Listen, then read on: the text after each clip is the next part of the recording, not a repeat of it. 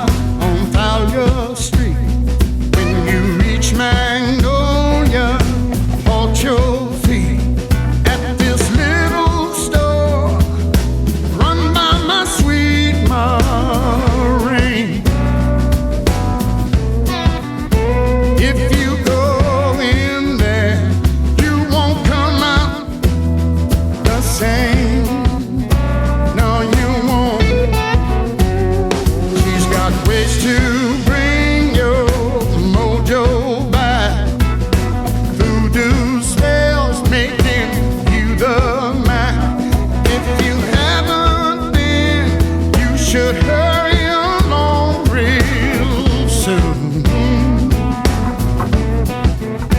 You're gonna need it when you go dancing under that bio moon. Bio moon. Dancing under a bio moon. That bio moon.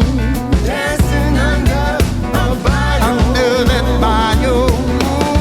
Dancing under a bio moon. Dancing in the bio moon. Dancing under a bio moon. You're gonna need it when you go there. Dancing under that bio moon. Dancing under a bio moon.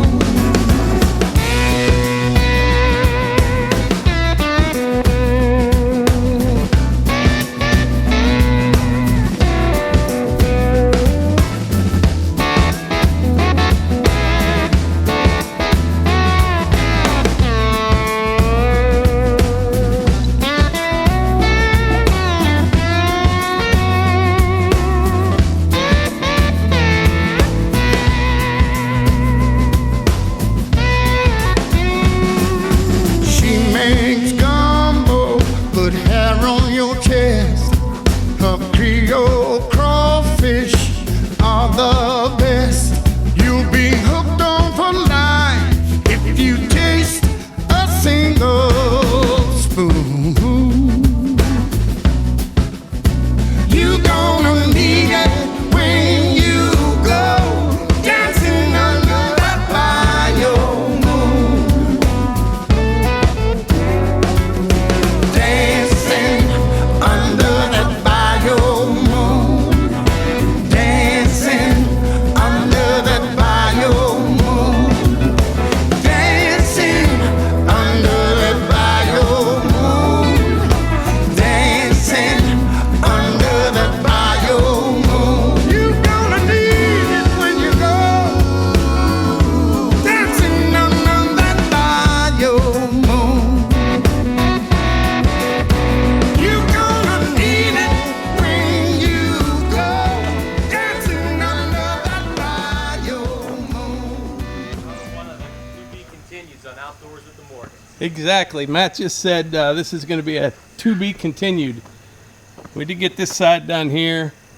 Over there where Matt's at, we have more work to do, but it's coming along pretty good. I was only here, what, 2.5 hours or something like that? I'd say 2.5 hours. Yeah, so we're getting there. This soil here, the grass would probably actually grow on it, even without this little bit of topsoil we're putting on it. But it kind of burns out when it gets hot in the summer if you don't have that topsoil on there. We have pretty good dirt around here.